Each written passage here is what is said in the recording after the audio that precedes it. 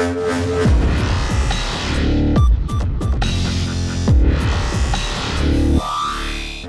guys, it's Saru, and after clearing Ruinous Manor last week, I wanted to make sure that I would make a guide for it. Hundreds of people have messaged me, commented, or even stopped by in Velica and let me know how much the guides have actually helped them.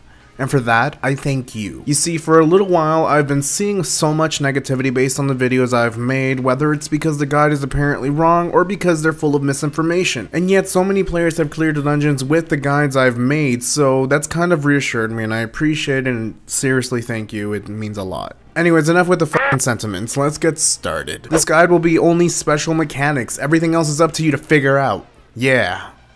Maybe. Nah, I'm gonna give you some normal mechanics so you can kind of tell what to do, I guess. So, Ruinous Manor. The manor is exactly like Lilith's Keep in terms of design, and it's meant to be a destroyed / alternate version of how Lilith's Keep looks like, so if you notice some similarities, it's on purpose. The first boss you'll face is Resurrected Atrocitus. He has some normal attacks like jumping back and forth, which what he'll do is he'll jump backwards and then forwards. You need to iframe the forward jump or he will stun you and it's uncleansable and you'll probably die because he's just gonna smash you. The second attack is Steam Spit. You can't block it, so tanks take a note of that. If somebody does take damage with it, he'll do the first attack I just mentioned, the whole jump and back forth thing. The third one is Charge, which is where he'll charge at the second most aggro player, followed up by charging at the primary aggro player, so just get out of the way and don't be hit by the attack. The last thing is that he's going to do a jump, which is similar to the last attack. Basically, he'll attack the second most aggro player, and after that, he'll go to the primary. Now here's the most important thing, and think of this as opposites attract. This is a colors mechanic, and that 20 seconds left on your color debuff, which you'll notice is randomly on your screen, right here, he'll do a big explosion. There will be a big red donut, red inside and red outside, so it's not a really get to the save zone type of deal. If you do have a debuff, you need to cleanse yourself through this mechanic or you'll die. So if you have the same color as him, for example blue and blue or red and red, you'll stay on the outside of the circle. I've made this amazing image for you guys to see of how it would look like. If you have the opposite colors, for example you're blue and he's red, or he's blue and you're red, you'll want to go inside. Use this image as a guide for that, it probably might help. I don't know, I thought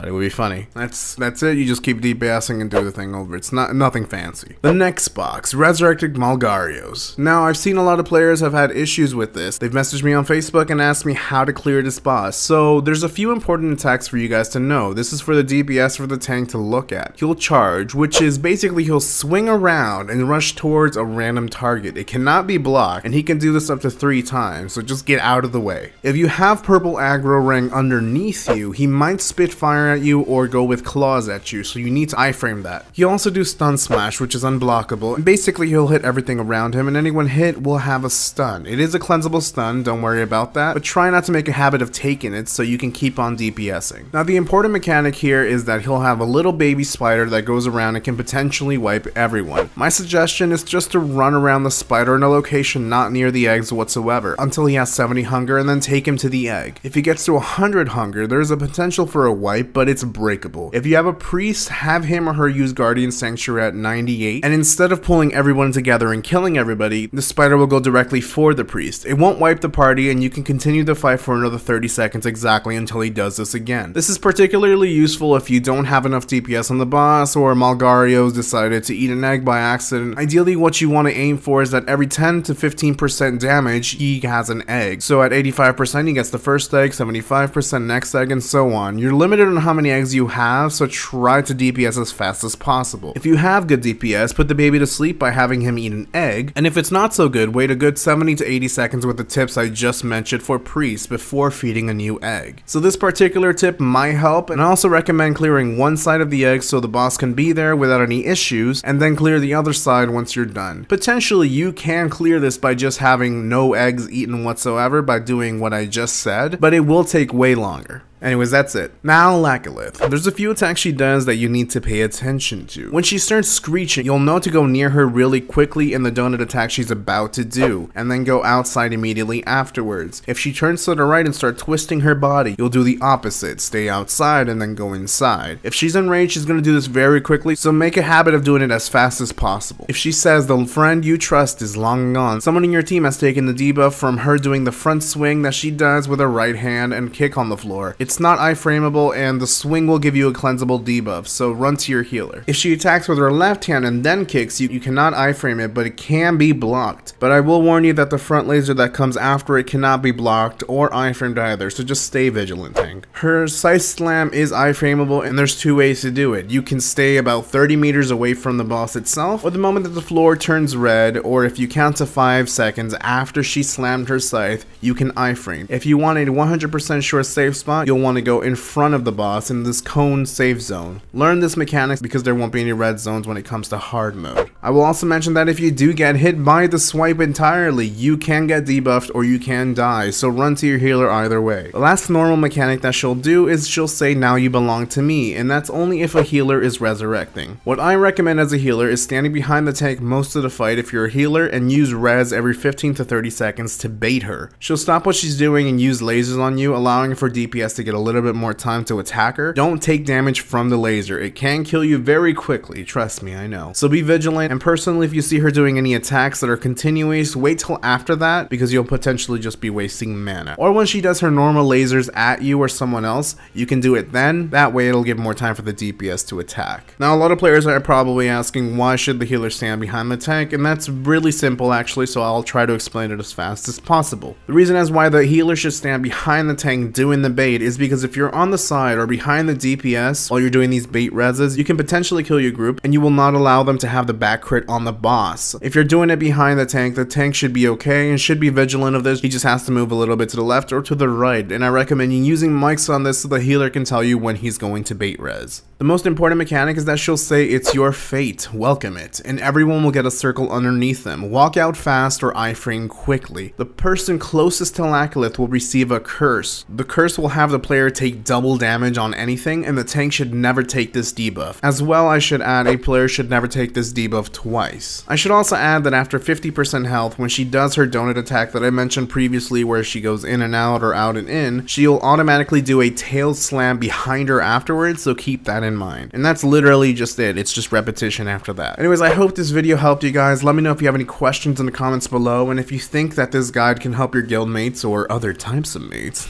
wink wink, share it with them and leave a beautiful glorious thumbs up if it helped. On a separate note, I just want to thank you guys so much for watching the content. Last year, and hell, I mean before this February, I had no one watching any videos and I just gave up. I was just being lazy and I didn't really care anymore, and you guys have been here watching the videos, commenting, bringing positive vibes into the whole community, and thank you, truly. I want to thank all of the TERA community. You guys have been absolutely awesome and I appreciate it, truly I do. And as always, my dear friends, till next time, friends.